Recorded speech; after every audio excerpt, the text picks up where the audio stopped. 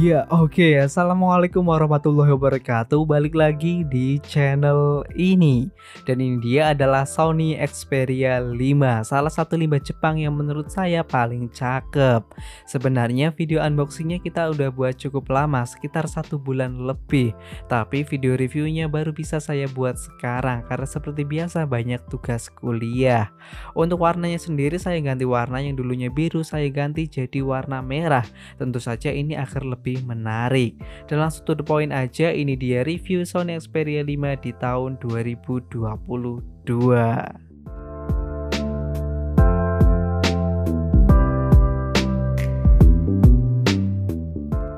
Ya, seperti biasanya kita mulai dari body dan desain.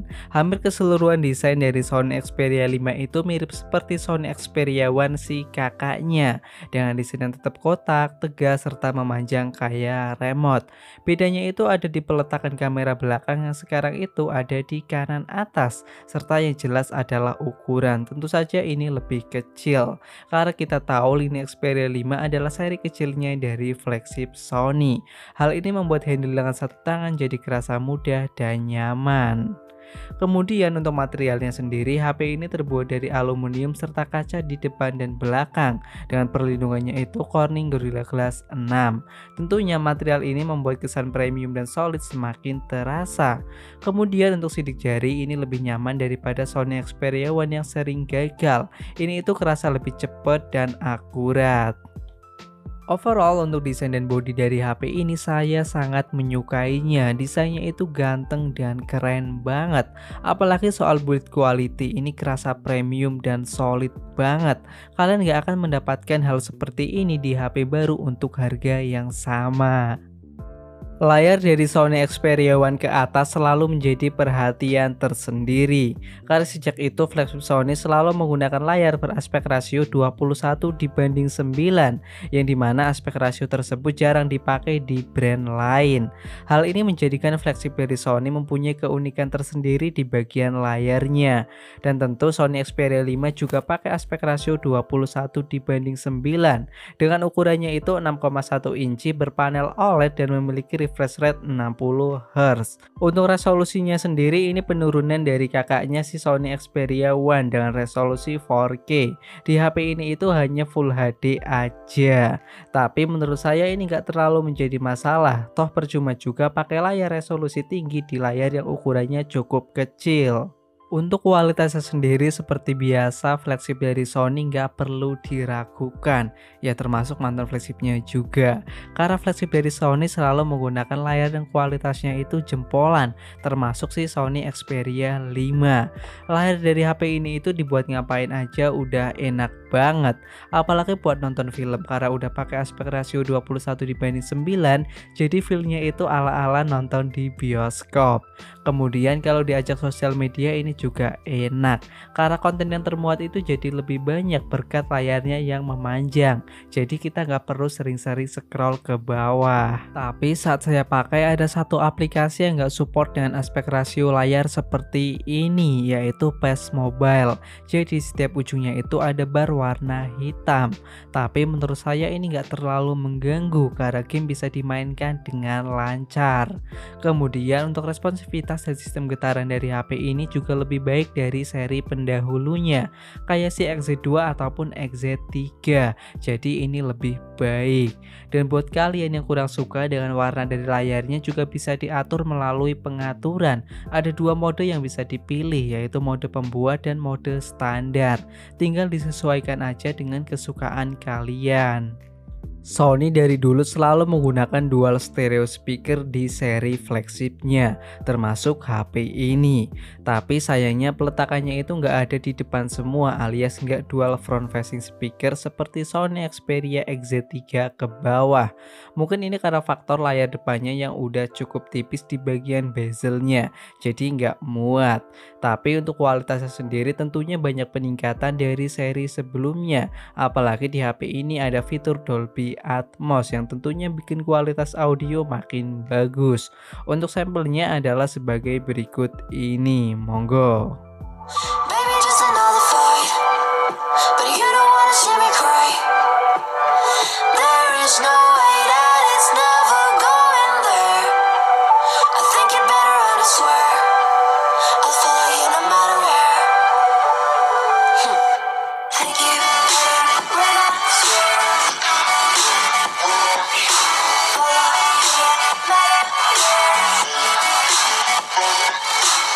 Seperti halnya Sony Xperia 1, Sony Xperia 5 juga mengusung 3 kamera belakang dengan konfigurasinya adalah wide, ultrawide, serta tele. Resolusinya juga kembar di 12 megapiksel semua. Sedangkan untuk kamera depan resolusinya itu cuma 8 megapiksel aja. Ini tergolong cukup kecil untuk HP-HP zaman now.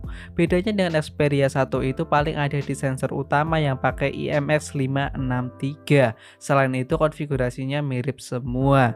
Untuk hasilnya sendiri menurut saya juga mirip dengan Sony Xperia One alias nggak beda jauh baik depan maupun belakang. Dan jika kalian pecinta foto dengan hasil gonjreng, saya rasa hasil kamera dari HP ini itu kurang cocok buat kalian karena hasil kameranya itu natural dan minim processing atau sedikit perubahan dari apa yang kita lihat. Ini bisa dibuktikan dengan foto-foto berikut ini.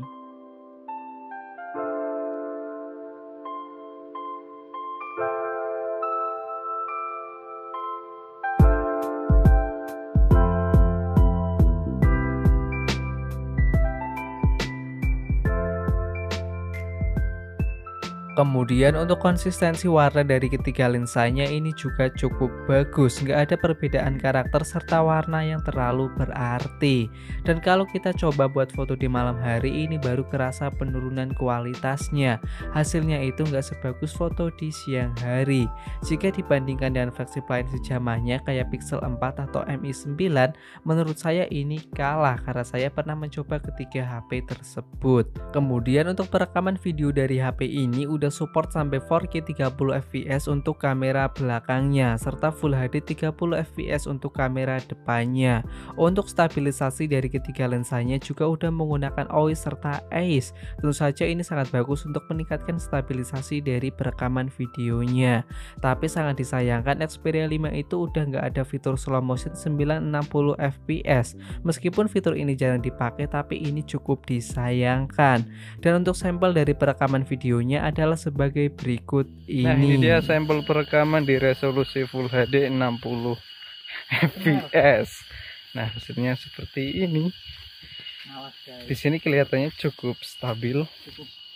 Kita lagi mau ke kebun. Kalian sekalian bisa nilai kualitas perekaman dari mic internalnya.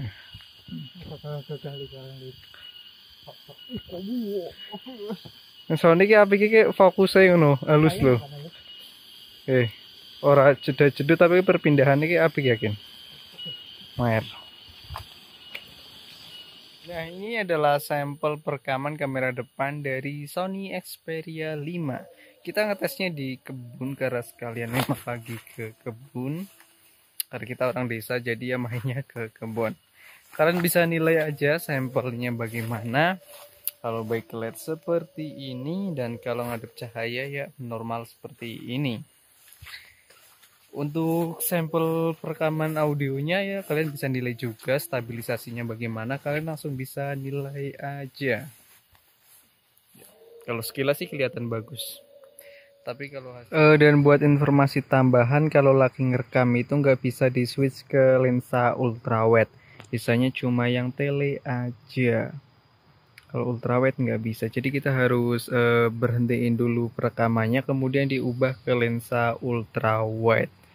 Caranya seperti itu. Ini cuma bisa tele doang nih, kayak gini. Perpindahan lensanya ya biasa aja, nggak smooth. Overall untuk hasil kamera dari HP ini baik foto maupun video menurut saya udah bagus banget buat harganya. Dan jika kalian cari HP baru dengan harga yang sama mungkin nggak akan dapat HP yang kameranya itu sebagus ini.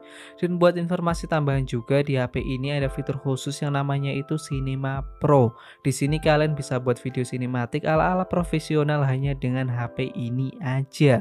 Di sini kalian juga bisa setting semuanya secara manual. Mulai dari lensa yang dipakai, profil warna, fokus, ISO, sampai dengan shutter speed. Untuk sampel dari hasil videonya adalah sebagai berikut ini.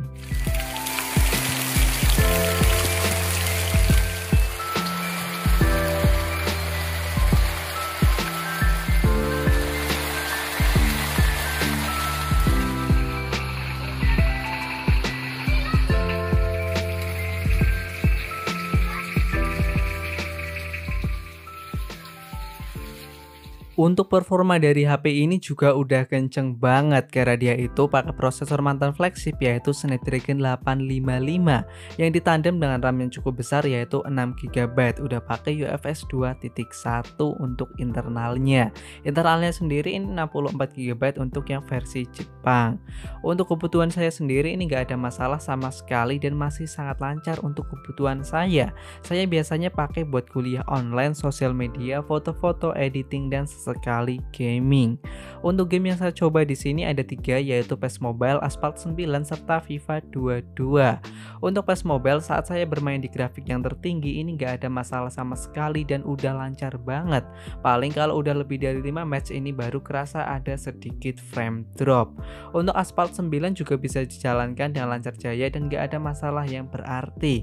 Meskipun saya bermain di grafik yang tertinggi, semua efek itu bisa ditampilkan dengan sangat baik. Untuk FIFA 22 baru kerasa ada sedikit masalah saat saya bermain di grafik yang tertinggi atau rata kanan. Gameplaynya itu jadi kerasa kayak patah-patah. Saran saya kalau mau bermain game ini grafiknya itu bisa diturunin ke level medium atau jangan di grafik yang tertinggi. Kemudian untuk panas yang dihasilkan dari HP ini juga tidak terlalu mengganggu. Ini masih cukup standar dan masih sangat nyaman untuk dimainkan. Untuk informasi tambahan lain dari HP ini, sekarang HP ini berada di Android 11. Untuk UI-nya sendiri ini khas Sony yang dekat dengan stok Android, ringan, simple, dan minimalis. HP ini juga dilengkapi dengan fitur-fitur khas flagship seperti NFC, IP rating, serta wireless charging. Sedangkan untuk baterainya, HP ini berukuran 3140 mAh dengan daya tahan yang menurut saya biasa aja. SOT yang saya dapatkan itu berkisar 5,5 jam dengan penggunaan normal non gaming. Kalau dikombinasikan dengan gamingnya paling 4,5 jam aja. Sedangkan untuk pengisian dayanya dari 0 sampai 100% membutuhkan waktu 1 jam 45 menit dengan charger power delivery 18 watt. Oke, lalu kesimpulannya bagaimana? Apakah HP ini masih layak untuk dibeli di tahun 2022? Menurut saya HP ini tentu saja masih sangat layak.